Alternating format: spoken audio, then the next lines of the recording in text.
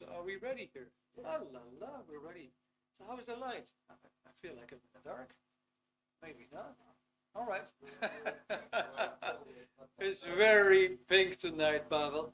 All right, guys. So it's the 20th of August. Good evening. 8 o'clock, Wednesday.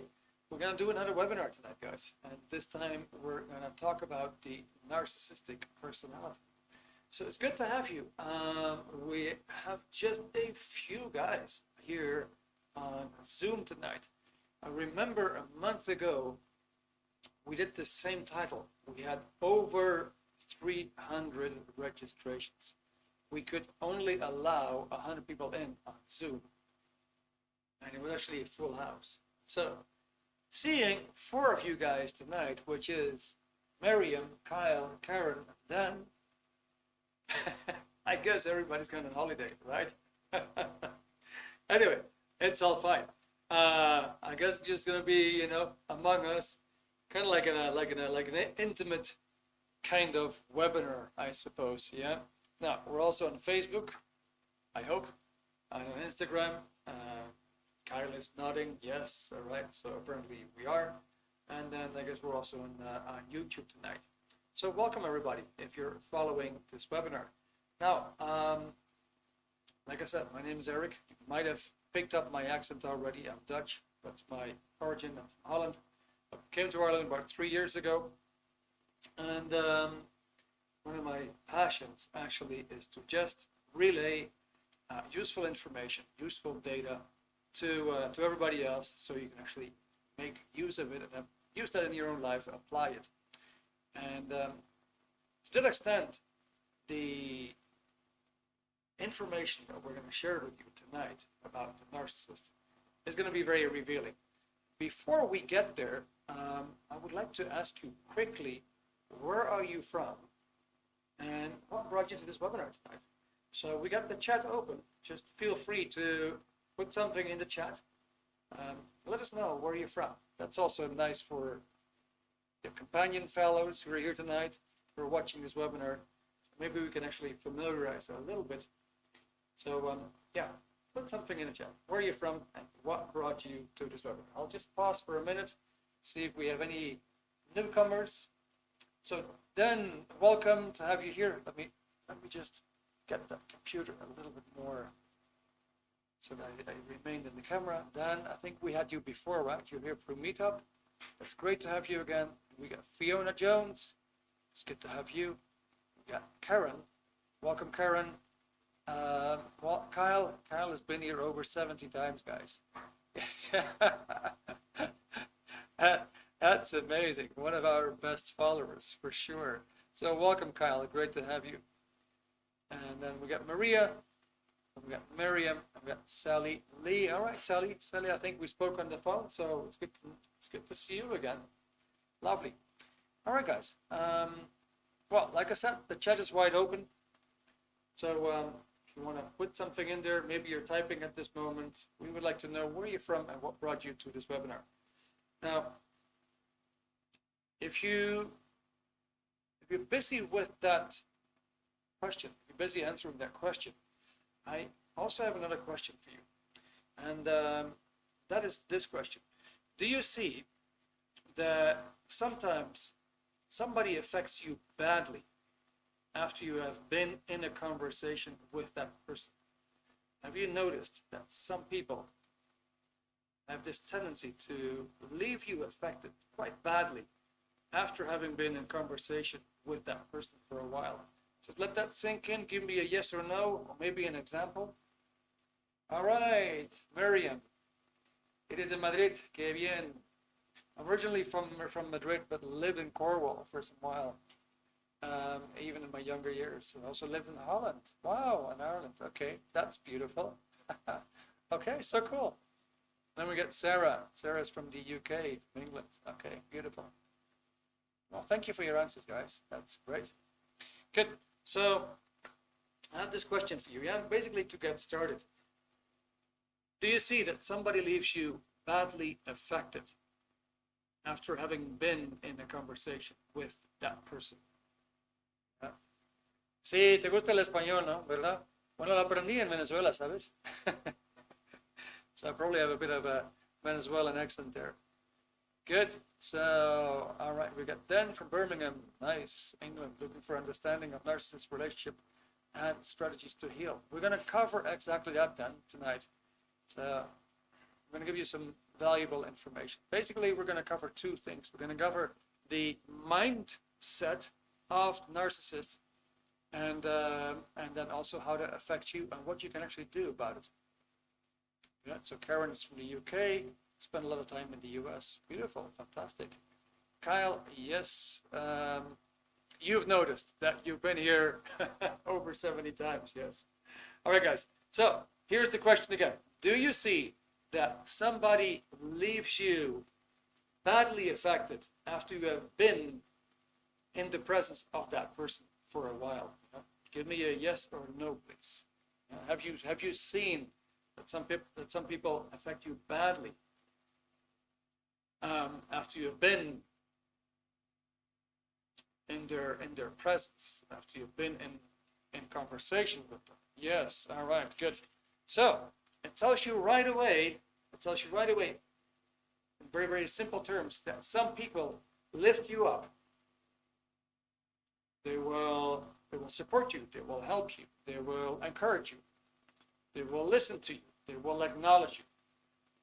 In other words, these people have an uplifting effect. And there's people who are actually pulling you down. So we're going to have a look at these vampire personalities, these narcissists, so to speak. Now, okay, so we're going to start off with a little mind exercise, because we want to know what is going on in the mind of this narcissistic individual. What's going on in his mind? How does he think? And in order to understand that a little bit better, we need to know at least something about the mind. So here's a quick drill, a quick exercise that we're going to do. And so I want to ask you, do you remember primary school? Do you remember primary school? And if I would say primary school, maybe you can imagine what the playground looks like again. Maybe you can imagine again what the classroom looked like. Maybe you can imagine again what the building looked like. Let's say we take the classroom. What colors did it have? Right? Where were the windows? Where was the blackboard? Where was the teacher sitting? Where was the entrance? So very quickly, did you get some flashes? Did you get some pictures? Did you see some pictures coming up in your mind, depicting the building, the classroom, the playground? Did you get some pictures?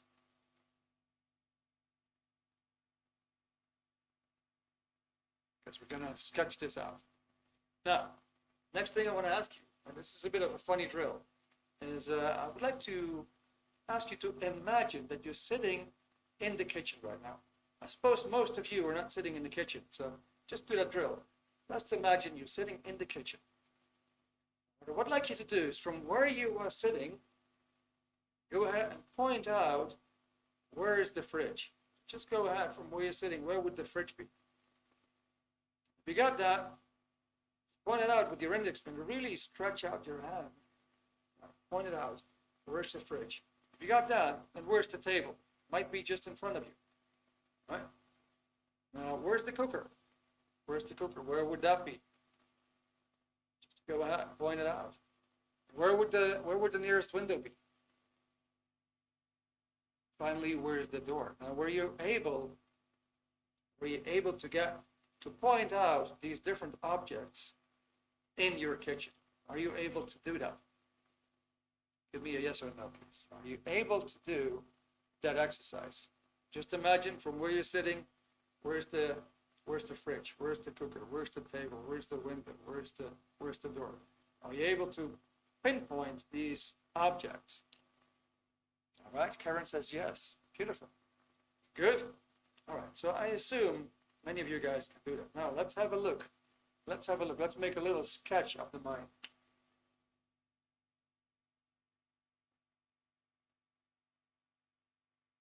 There's your body. Right?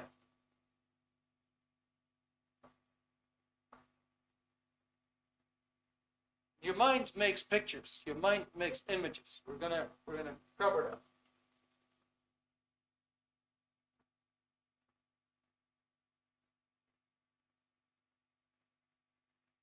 Your mind makes images. Now, as you could just see, these images, they're not tangible. You cannot touch them. You cannot knock them. You cannot lift them. They don't have any mass. You can't really size them up. So they have the appearance there's nothing there, right? But at the same time, there is something there because you can perceive it. Right? In other words, you can experience it. Now, it's quite a breakthrough to get that realization because a lot of people don't even know there was something like this thing called the mind. What does it consist of, right? Now, your mind is like a camcorder. Well, let's say, I don't know, let's say you go to a concert, right? You go to a concert and you hold up your phone and you're recording the whole concert. Then back home, you're replaying that concert.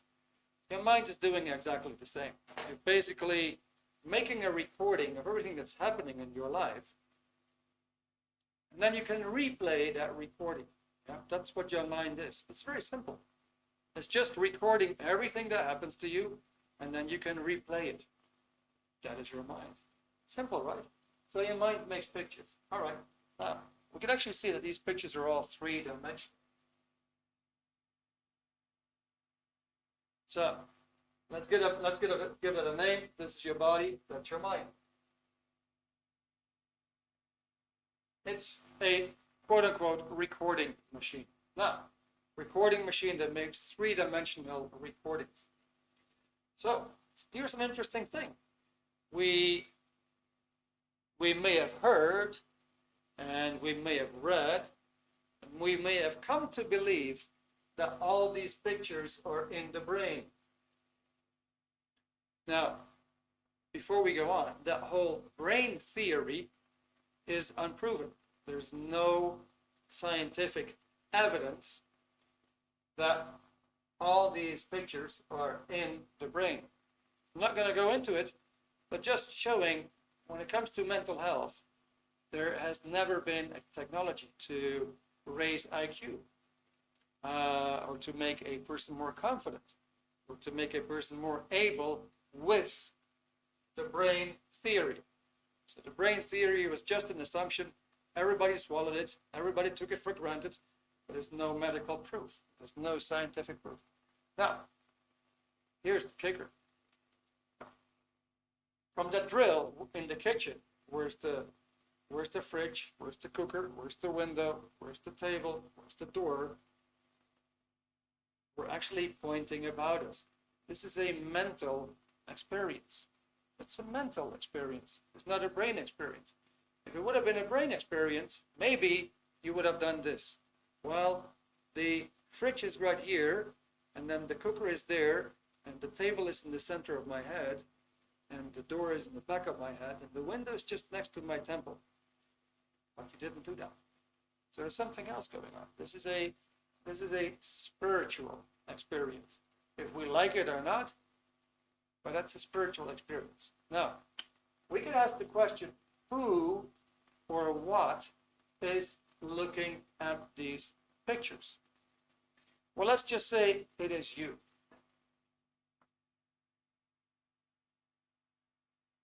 So now we got something interesting. There's actually three things that we can look at. We could study the body. Well, body lasts on average 75 years. So it's nice to know more about it. But it's not super duper interesting. Your mind got stuff in there that may cause you stress.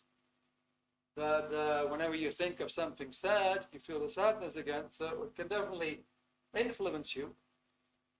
So that's definitely an interesting part to study. Now this is where it gets really interesting. How much better can you get? What is your real potential? Right?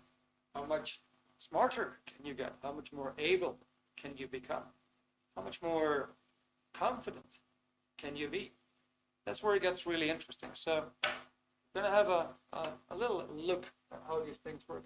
Now, I'm going to ask you a bit of let's say, maybe perhaps an unpleasant question, yeah? What I'd like you to do is, can you remember an altercation? Just going back into these pictures, can you remember an altercation or an upset with somebody, or maybe a fight? Can you remember such a moment? Maybe recently, maybe longer ago. Can you remember an altercation, a real upset that you had somebody, a verbal fight? Can you remember such an incident? Please let me know in the chat. You can see that Sarah says, okay, not in the kitchen, but doesn't matter. All right, okay, good. But does that matter? I guess that was a question mark, yeah. Okay, good. Sarah, thank you.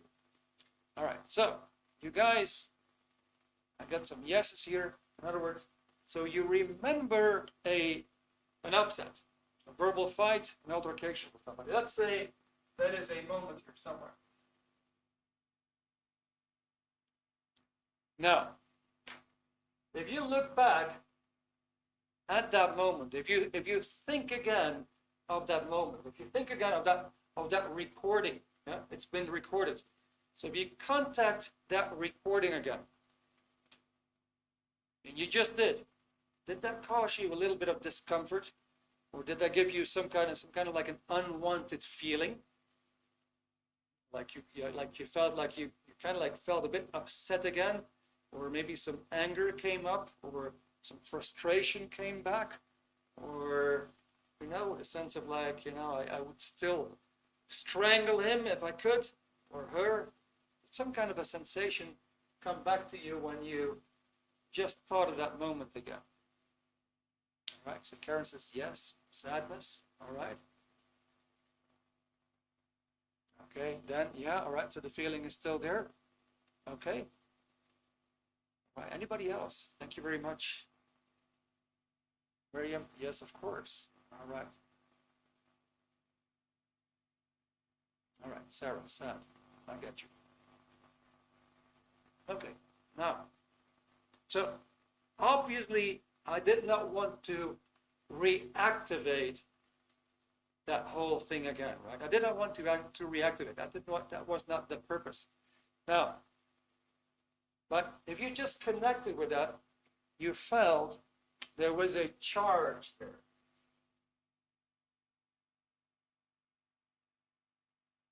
There was a charge. We could define that charge as an unwanted.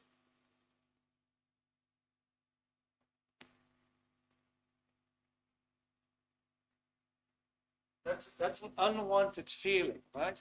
Now, can you imagine that if you have an unwanted feeling, you would probably also change in behavior? Now, here's another question for you. When you contacted that moment, was it easy for you to just park it and leave it alone and come back to present time and say, well, nothing really happened. Nothing is happening to me right now. Okay, I contacted that recording. It made me upset just for a few seconds, but I was able to come out of it. And here I am right now, completely unaffected. Were you able to do that?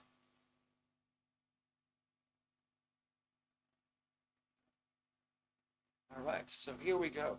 There's a no, right? Okay, no, it's become emotional baggage. All right.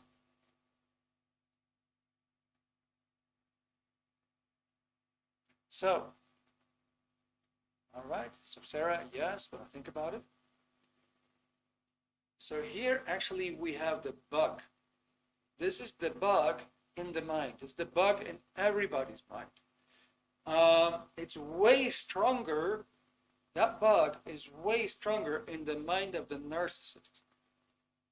You guys are relatively in a good shape because At some point, you are going to come out of it and go back to normal. The narcissist doesn't do that. He is stuck in there, and he's just reliving that moment. And he's just replaying, he's just putting it on automatic replay. That is the first difference to clearly understand. So you look back at that altercation, that fight, that upset, and that charge started to affect you. And you got this unwanted feelings, like sadness, like upset, feeling upset again, whatever happened. You found it very hard to shake. Maybe right now it's still there with you.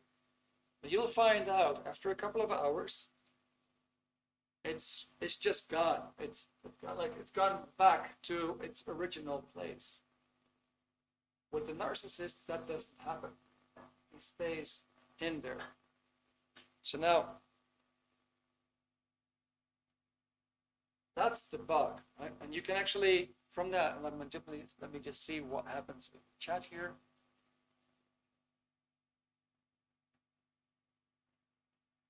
Okay, so Miriam, often I have meditated for many years, not but now always.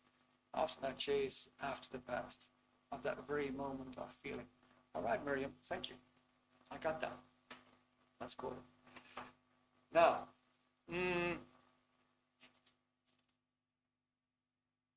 so here's the thing, yeah. We can just say there's a bug. Now, I just mentioned that word bug.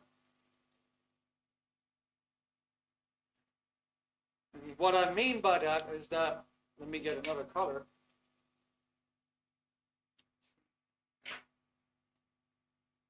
What I mean with the bug is that you look at the picture, right? And that picture now gives that charge back to you and to your body. That is essentially what's happening. So now you get affected by one of your own recordings. In other words, that recording now controls you. You don't control the recording. That's the bug. So you have a bad experience, right? There's a certain, let's say one night you go through a dark alley, you get robbed, right? And you get hit in your back, and now you're in pain and you're in fear, and what have you. You have a bad experience. Some years later, you go through a dark alley, and all of a sudden you get the same feeling again. The recording goes on automatic replay. This is what the bug is. It now controls you, but you don't control it. If you want to know how to fix that, because that can be fixed, and just imagine that you're no longer affected by these unwanted feelings, these feelings of stress, the butterflies in your stomach, the knot in your stomach, right? The anxiety, because that is just recordings that go into automatic replay that cause you all these feelings. If you want to get rid of that, I would strongly recommend to read this book. It's called Dianetics, Modern Science of Mental Health. It's a book on the mind. It's a book on the subconscious mind, and actually reveals what is in there that is causing you to have these feelings and how to fix it. Now, I'm going to give you a link by the end of the evening with a special gift, just in case that you're interested in that book. I want to wipe this out right now, and I want to give you another example.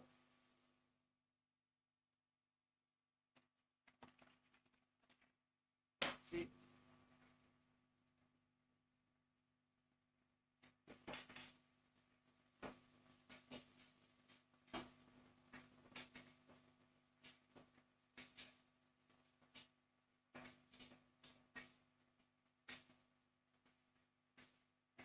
Just dry up this board a bit.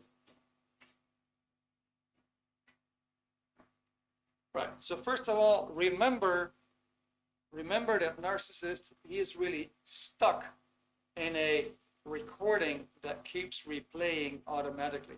In other words, he's taking in that data, right, and judging his environment in the way that the recording tells him. Okay, so now let's imagine we got Mary and Jane.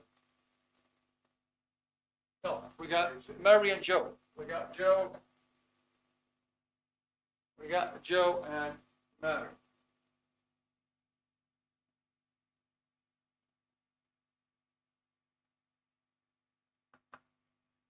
Joe and Mary, they're a lovely couple. They've been in love for many years. Let's say now it's 7 a.m. in the morning, and Joe snaps. And for some reason or the other, he lashes out at Mary. And she's badly affected by that incident. She had no clue why that had to happen. And the problem is, she has to go to work.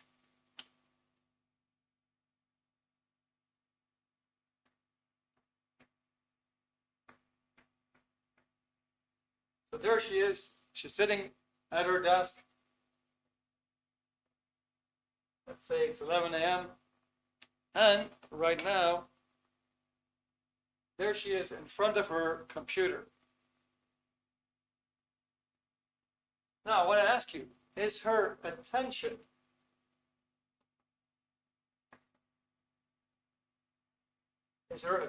really there at the computer, or is her attention still at what happened earlier in the morning? Where is her attention? Is it back here on early in the morning, or is her attention right there in present time at her work? Sarah, I can tell you, I'm not a doctor in the field of narcissism, but I like your question. Yeah. I'm just about to get that book. I can't wait to read it. Well, we're going to give you a link tonight, Miriam. We're going to give you a link with free shipping, and actually with a fabulous gift. So just wait a little bit. Don't be in a hurry. I want to make you a good offer. So guys, all right. So what do you think? Is Marie's attention right now at her work, or is Marie's attention at that altercation on what happened in the morning? All right. Okay, good. You bought it already. It's on its way. Okay, good. Fantastic.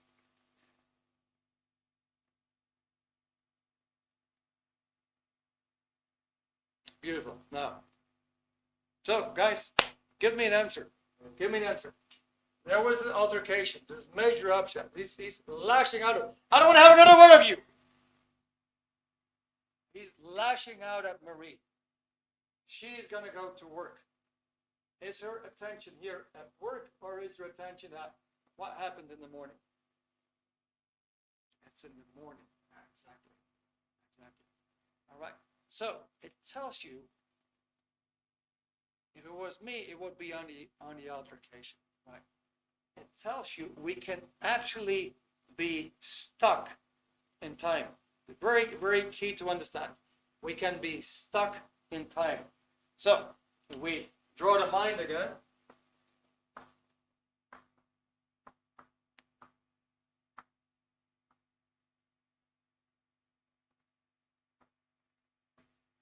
She's actually stuck in the recording of the morning. All right. Now, let's assume Joe and Marie, they're quite sane people. They're sane people. She's going home.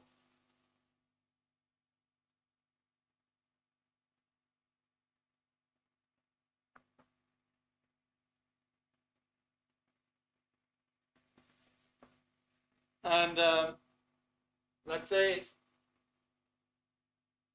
8 p.m. now. They decide to have a conversation. And they decide to talk over the whole thing that happened in the morning. Now,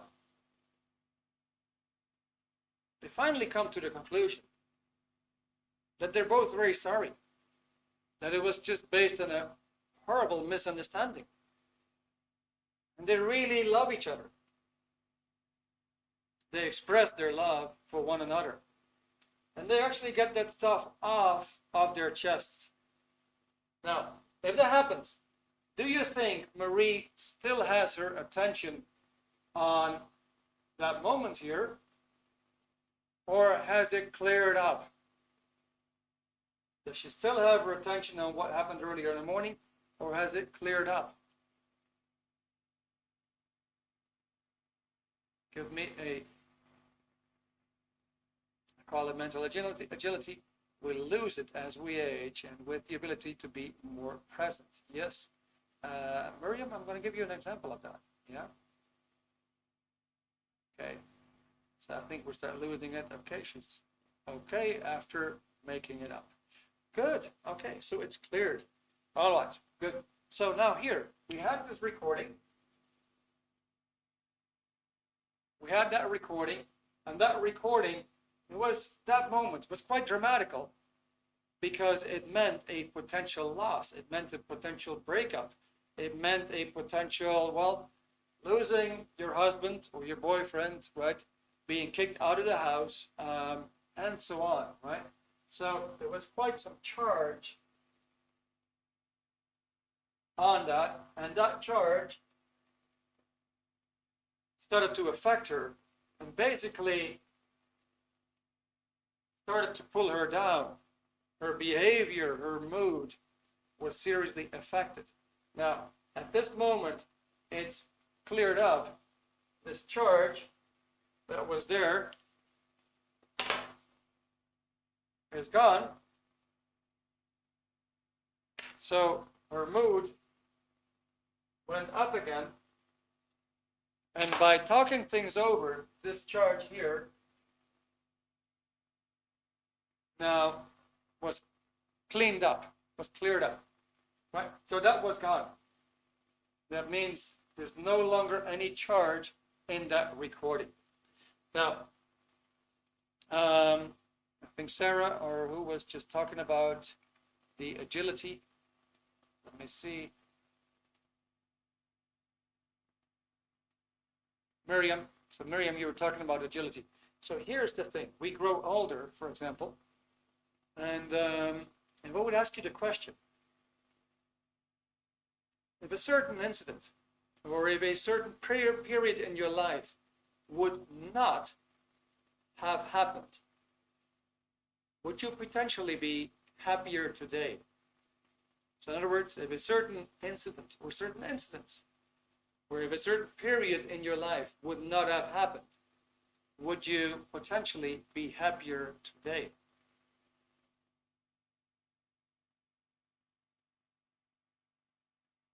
But Erik, wouldn't you say many people, due to difficult, traumatic experiences, have maybe become stuck in those mental loops, images, but that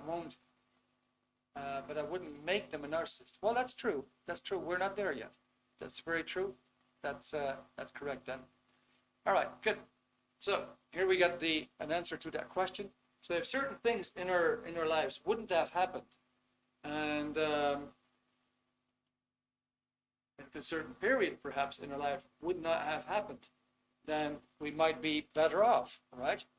So the answer to that is that you could say you have vitality.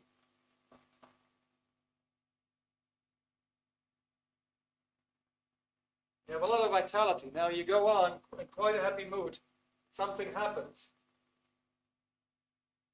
And you lose some of that happiness. And you continue on from that moment forward. You want to rebound, but you don't know how. It's like you're feeling pain. So it's very hard to feel happiness, to feel joy. Because there's just a burden on you. Maybe something else happens, and the same thing happens. So there we lose that agility. You don't have that agility that a young child has. Young child, 6 years old, a lot of energy, is running, tripping over a stone, and goes from joy into pain. Goes home, mommy cleans up the wound, right? Puts a patch on it, says, Johnny, do you want to have an ice cream? Yes, and he's happy again. He rebounds. In life, when we grow up, we get more serious things to deal with, losses and what have you, and it seemingly reduces our vitality. Now, the good news is that vitality is not gone. It's not gone at all. With the book that I just showed you, it tells you how to clear up those key incidents so you can actually rebound and get that vitality back again. All right, now, let me see. Good. We're nicely running in time. So now, let's take with these principles of the mind, being stuck in the moment, just like I said, if a certain thing wouldn't have happened to you, would you be happier? Well, that means our attention is still stuck in the past. That's the key thing to understand here. If a certain period in your life, if certain incidents in your life would not have happened, would you be happier?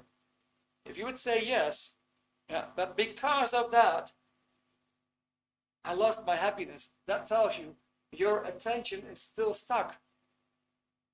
It's like your camcorder, your phone is still replaying in the background, is still replaying that instant. It takes next to nothing to just get you there again. And it goes on an automatic replay. So the book tells you how to put it in the bin forever so that you don't have to get that whole thing, keep that whole thing in automatic replay. I hope that clears up this concept of the mind a little bit. Yeah. Now, the next thing I want to go into is, let's have a look at the narcissist. Yeah. Obviously, you guys are nice people, right? You're social people, which is to say you interact with others. You like to help others, which is a very, very key attribute, because the narcissist doesn't like to help. But you're social if you like to help others. Now, if we just take a look at the definition of narcissist, allow me to just wipe this out quickly.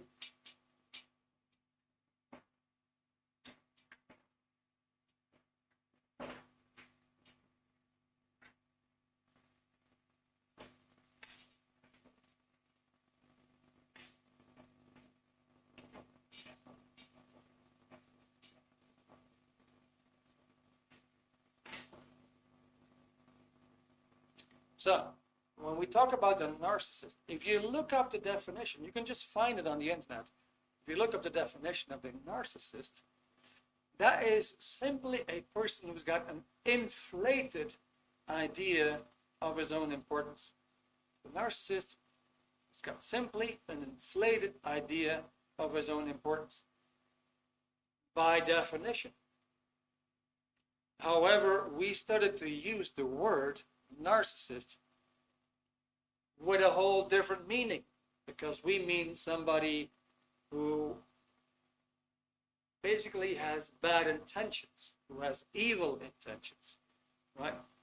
Who is suppressing others in his vicinity, who's trying to keep others down, who's trying to squash others. So we have come to use the word narcissist in that sense. Originally, the definition was just somebody who's got an inflated idea about himself, inflated idea about his own importance. Well, there's not so much wrong with, having a sound, perhaps a bit inflated idea of your own importance. If you say, well, I am very good with computers, I'm a great nanny, I'm excellent with children, I'm a fantastic teacher because all my kids in school, they do well. Well, you could actually say, well, okay, I'm inflating my own importance a bit, but if you're good, hey, you deserve it, right? So, because you worked hard for that. So, we're not dealing with this kind of an individual. What we mean tonight is we're dealing with something more sinister. We're dealing with the, well, let's say the sociopath, the psychopath, the criminal, right? All these things. Now, just to make it very, very simple, you get all these terms, right? You got psychopath,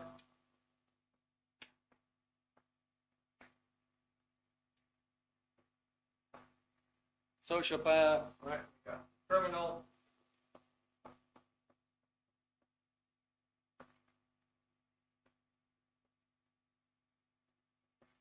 narcissist. Well, basically, so the narcissist, that just simply somebody's got an inflated idea of his own importance, right? The criminal, by that we mean the thief, the mugger, right? The person who's just really dishonest and who's evil intended toward you.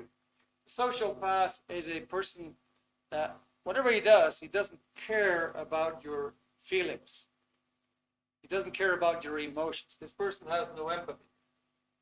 The psychopath, he simply doesn't care about your life. This is roughly what these meanings are. Now, they all have something in common. They all have something in common, and what they have in common is this.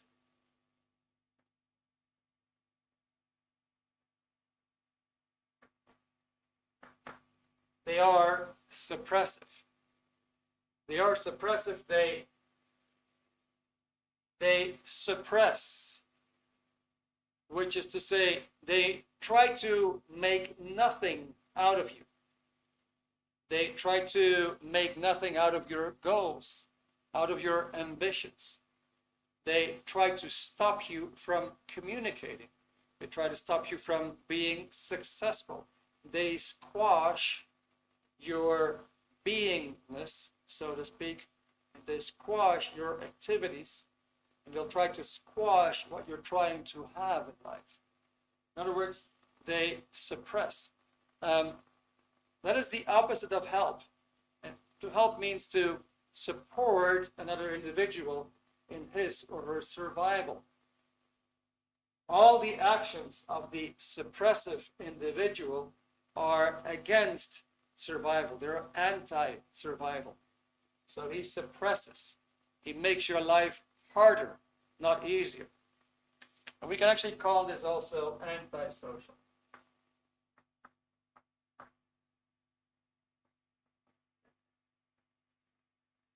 Okay? See? Any mental space. Okay, that was the last comment. I think I'm with you guys. Now, I'm going to wipe this out again and then do a little sketch for you.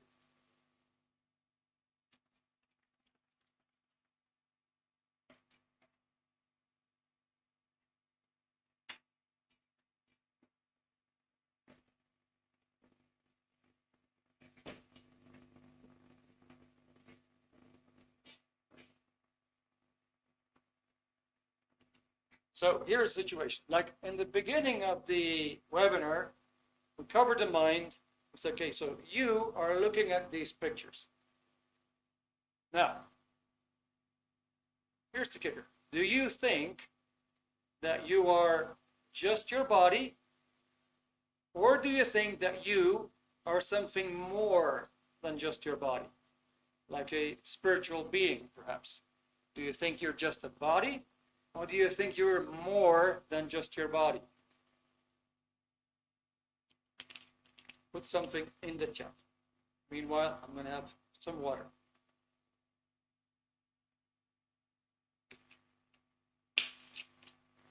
Okay. So you are more than a body, right? Not the body or its mind. Good. So that question got some traction here, right? That is a funny one. Okay, good. So there's a shift right now, huh? There's a shift. For a long time, people have thought that they were just bodies. You only live once, right? And that viewpoint is changing to we are spiritual beings, right?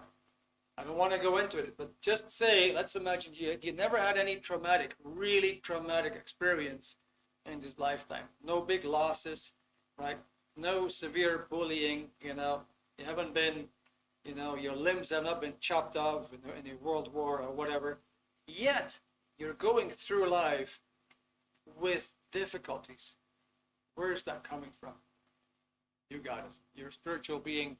You have more experiences there than you are perhaps aware of right now. Same thing for that narcissist, that antisocial, that suppressive individual. Remember, we can actually get stuck in a moment. We can get stuck in a recording of the past. Our narcissist is actually stuck in the moment.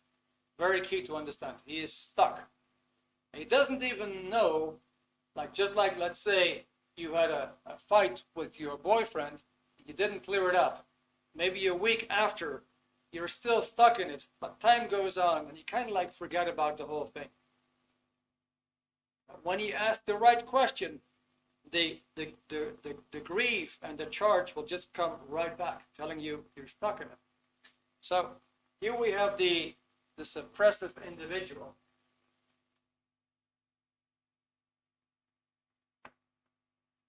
We're just going to call him SP, suppressive person. So suppressive person, and he is under attack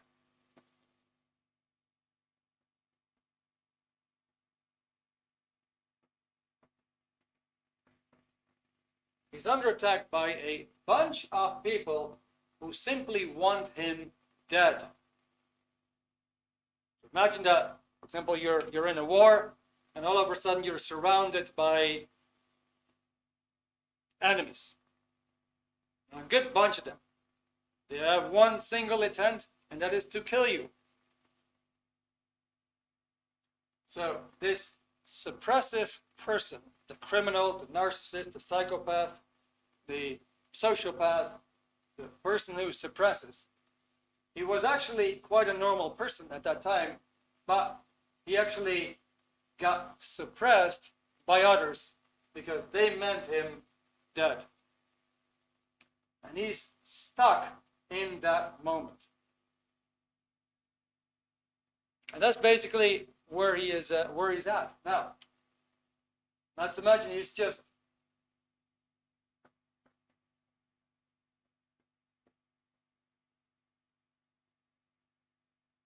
stuck there in these pictures. Now he sees you.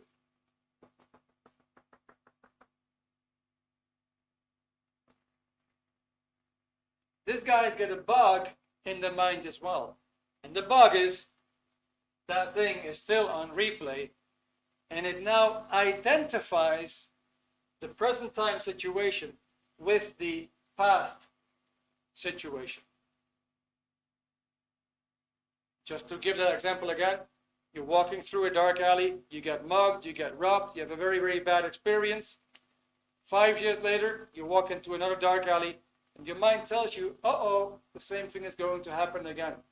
You get an identification.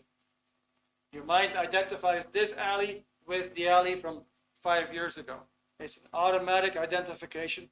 That's where the bug is. This antisocial individual, the narcissist, identifies the people from the previous incident with you. So how is he going to see you? Well, he's going to see you as an enemy.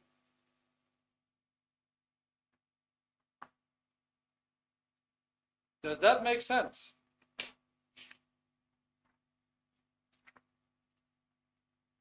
Does that make sense that he actually, if you have been with such a person, does it make sense that he constantly treats you as if you're the enemy? Sees you as an enemy. Have you seen that?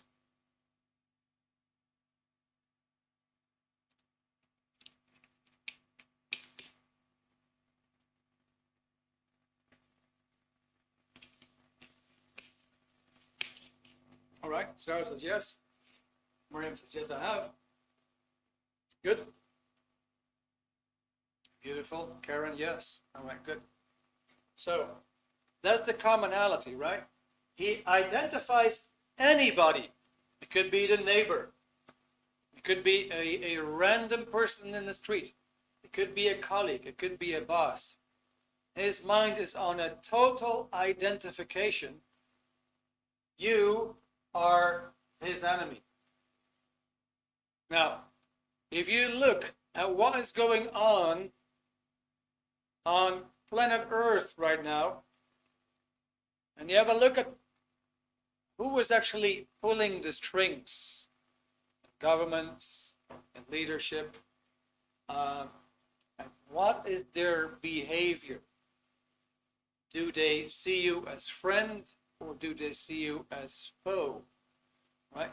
In other words, are we dealing with really rational people, or are we dealing with people who actually treat others as if they are the enemy?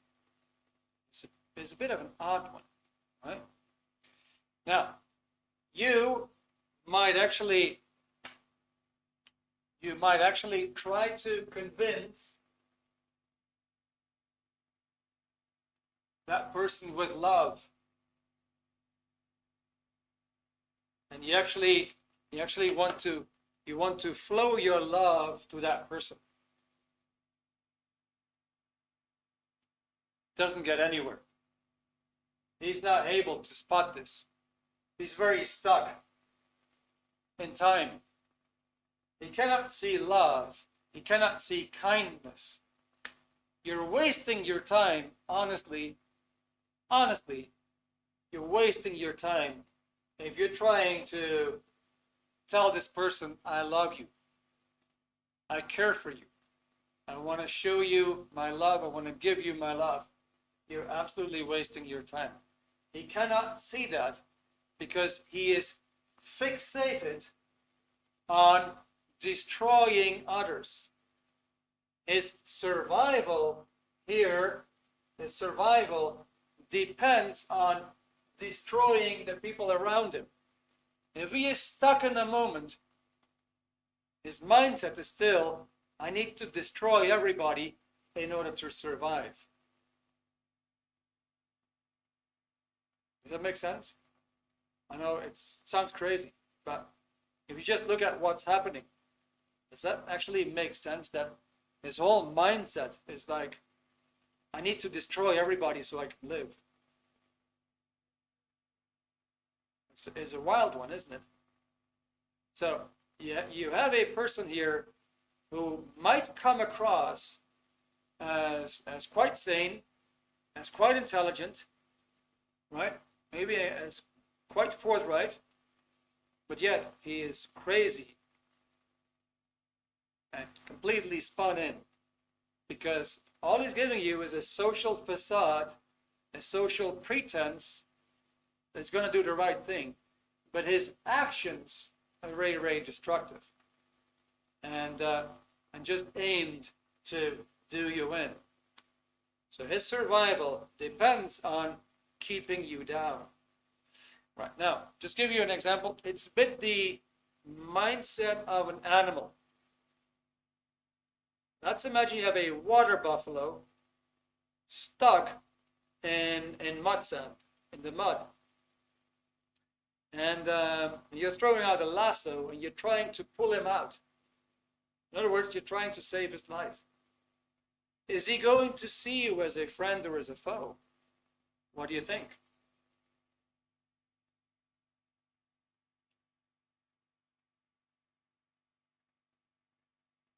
Right, being controlled. How can a child, even when it comes to a dysfunctional family, come to experience this? Yes, well, we are spiritual beings. That is the answer. Believe it or not, that can actually be verified. It's a scientific statement that I'm making here. It can be proven. It can be proven. There's techniques to basically handle this. Right? Now, you get the water buffalo question, yeah? You're trying to save the water buffalo. You're trying to save him from drowning. Is he going to see you as an enemy, or is he going to see you as a friend? You probably guessed. You probably guessed it. All right. Now we got a few more minutes, and I don't have much to cover. Might take an extra 10 minutes of your time if you're all right with that.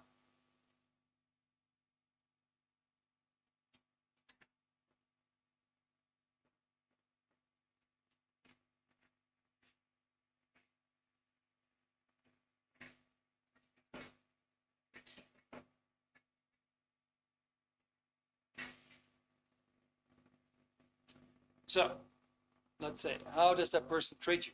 And here's, I'm going to give you a few, I see enemy, right? Yeah, thank you. I'm going to show you a few things that you could easily spot, right?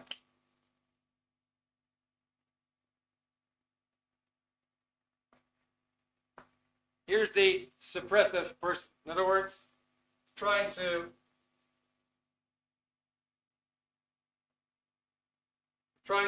put you down. He's trying to suppress. Yeah, number one.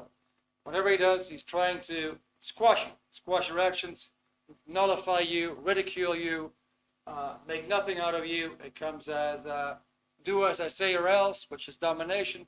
Now, let's say we're going to have a look at how does that person treat you. How does the person treat you? Well, let's say, well, he did something to you. He or she did something to you.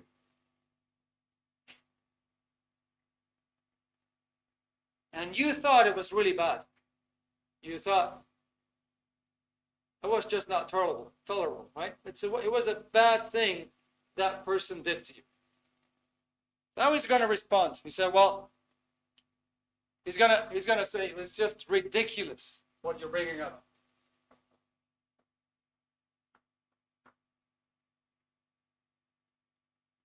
Whatever happened to you, I mean, it had no importance. It was completely unimportant.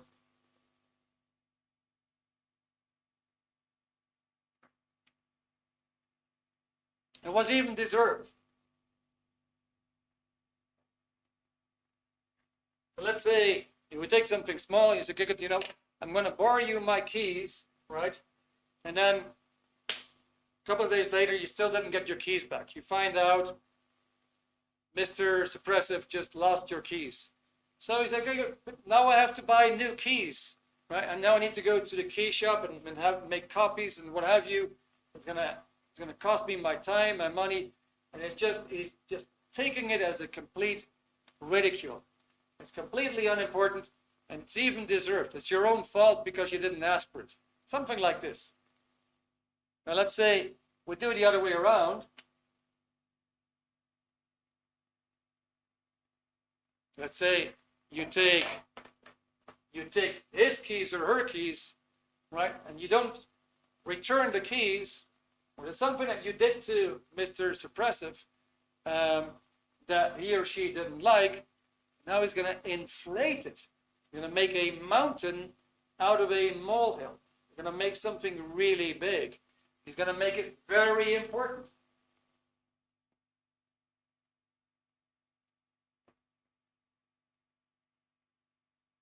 Right?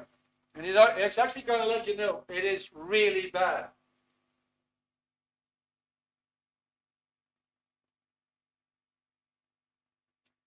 And the other thing is that you're going to get the feeling it's irremediable.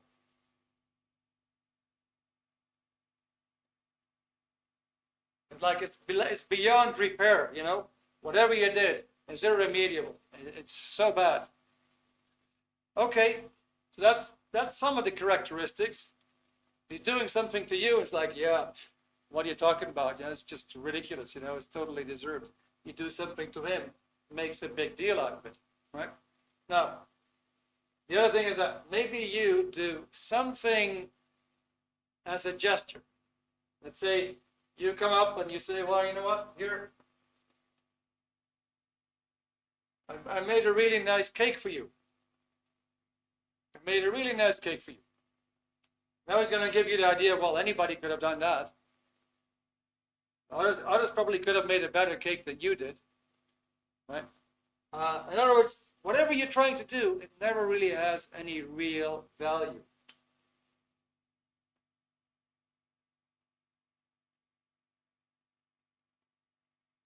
Right. So do you recognize these things? Have you seen this? Have you seen these attributes in the antisocial, the suppressive personality?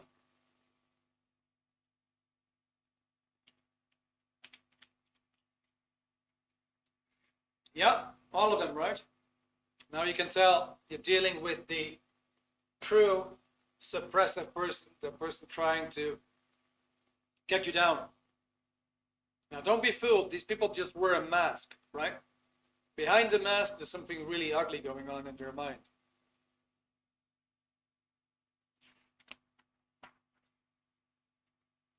So, the point is, this person can no longer really create. They become like, I don't know, professional. I gotta be a bit careful with what I say, right? But you know, they become like professional chair sitters, for example, right? They gotta make sure other people pay for that. Right? They're totally parasiting on you. They don't really produce anything, really anything of value. They're entirely parasitic, right? They specialize in getting really offended when you do something to them. They specialize in actually blowing it up, right? Making a big deal out of it, right? And the main thing here is a total lack of introspection and actually taking responsibility. You might say, all right, good, yeah, I did something wrong and I need to correct myself. And I need to not do that again in the future. I need to take some measures to make sure I'm not making that mistake again. Not so with this dude or girl. No introspection. It's just a nut house, right? Will never look at himself. He can only look at you, what you do wrong. He can never look at what he is doing wrong. And you've probably seen that as well, right?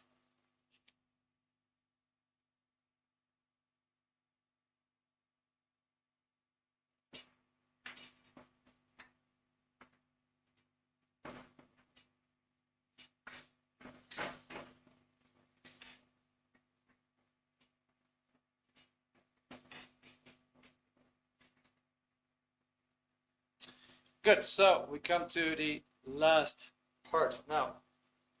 How do you deal with these people? First of all, you need to know them by their attributes. You need to know them by their characteristics.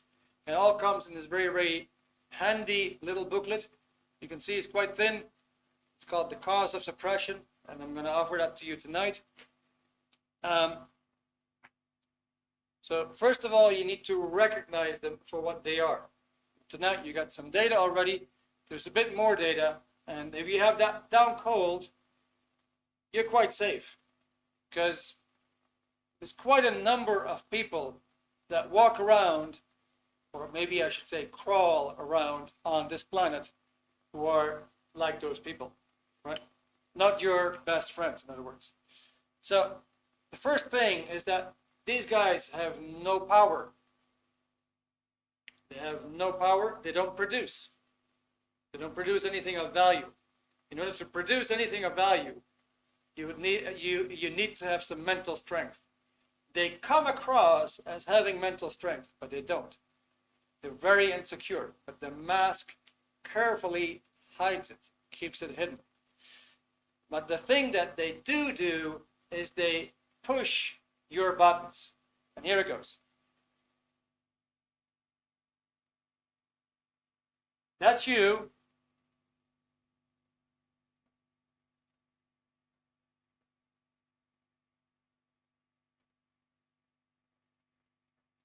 That's your mind. You're unfortunate enough. You're unfortunate enough to be with a suppressive person. See what happens. You say, you know what? I lost my keys. you're social, so your communication is social because social people help each other.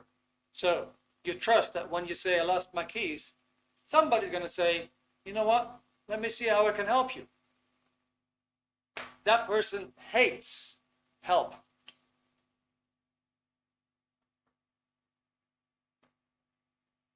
Absolutely despises the idea of help. He would rather die than help you. So you tell him, I lost my keys. What is he going to do?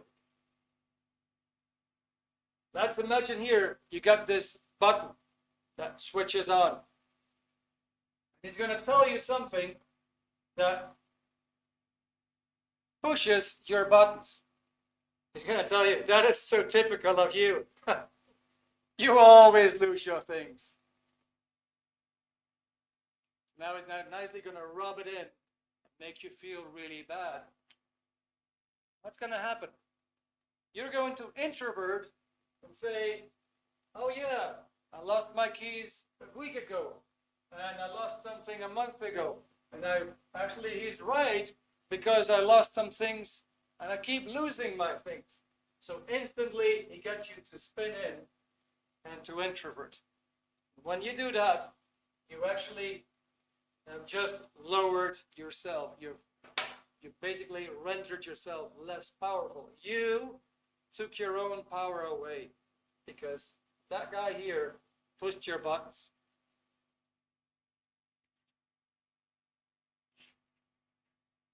Does that make sense?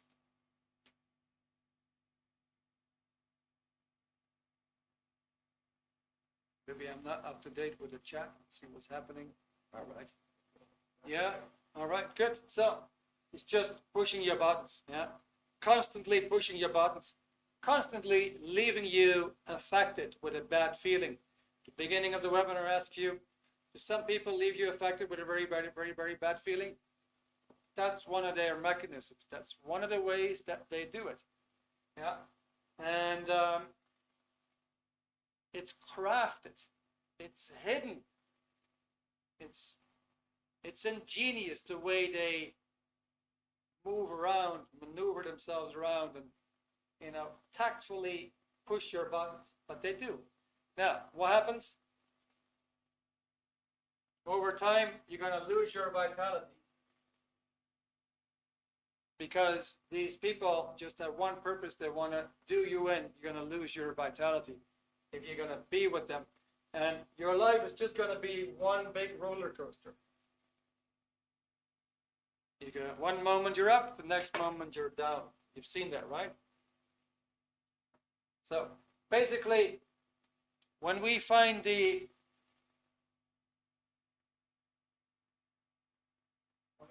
key moments that you personally got stuck in, where you have the charge, and we clean them up, then your vitality would just come zing back up. And that is basically what can be done. Number one, you do need to know how to spot here, there. So you do need to know how to spot these people. You do need to know what is the true antisocial individual. How can you recognize that person?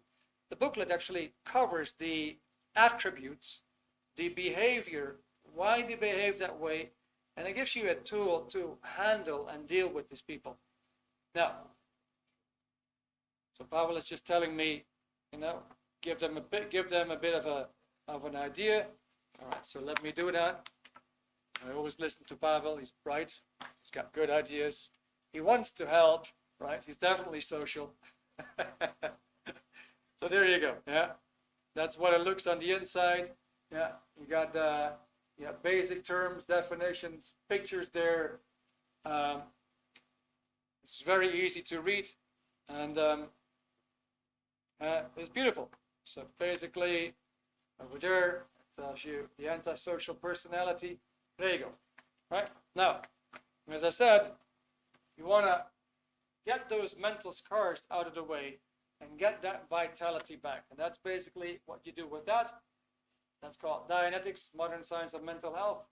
It is the only book on the planet, trust me, it's the only book on the planet accurately describes what is the mind, what is in there that is holding you back, limiting you to use your full potential. And it tells you how to fix it. It's an amazing book. You can get it in 50 languages, literally from Arabic to Zulu. You can get it in Portuguese. You can get it in Brazilian Portuguese. You can get it in Castellano, and you can get it in Espanol Latino. Just to give you a few examples, right? You can have it in Chinese. You can have it in traditional Chinese. So there's definitely your own language there. And what I want to do tonight is I want to offer you the book. The book is 20 euros. It's a high quality print. I can show you that. There's, see, there we go, just at the camera. It's a high quality print. It is a very unique book because in the back of the book you have your own glossary. So it's like a book that comes with its own dictionary. And so what I want to offer you is I want to offer you the book that's going to give you the knowledge about you. You can get it with free shipping now. It's 20 euros for the guys who live in the UK, probably about 17, 18 pounds. And on top of that, I want to give you the free online materials on the antisocial personality, the suppressive person, the narcissist. It's all in there. So you have basically, you're hitting two birds with one stone, so to speak. And I see that Pavel just put the link for you, right? So we get the promotion going on, I think for the next roughly 45 minutes. Yeah, up till 10 o'clock we do a free shipping everywhere. That's right. Yeah, everywhere. So that is what I wanted to get across to you tonight. Now, maybe you want to have a look at the link, but maybe you have a question as well.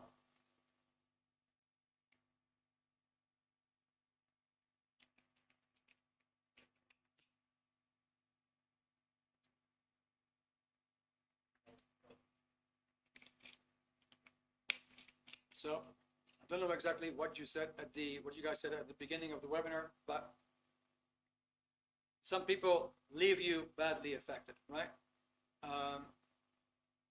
The other thing is that, for example, if a certain period in your life, if certain incidents in your life would not have happened, you'd be happier today.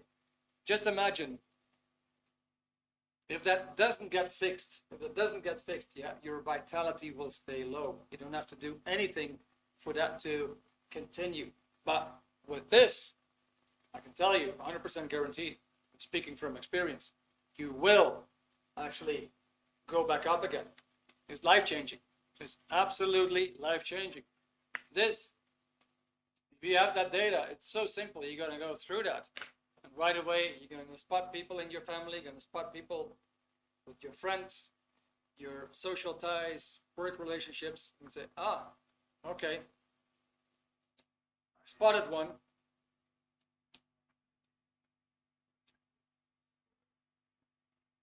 And what I can tell you about the book on the mind, first of all, there's knowledge. You're going to have a lot of realizations because you start to understand your own behavior. And then next thing is it has a practice, it has a therapy, a method, which isn't psychotherapy, it isn't meditation, it isn't all these other practices. It's a very unique way to eliminate that charge, to get it off of your chest, make sure it's gone forever. When that happens with that technique, it's never going to come back. All right, guys, any questions?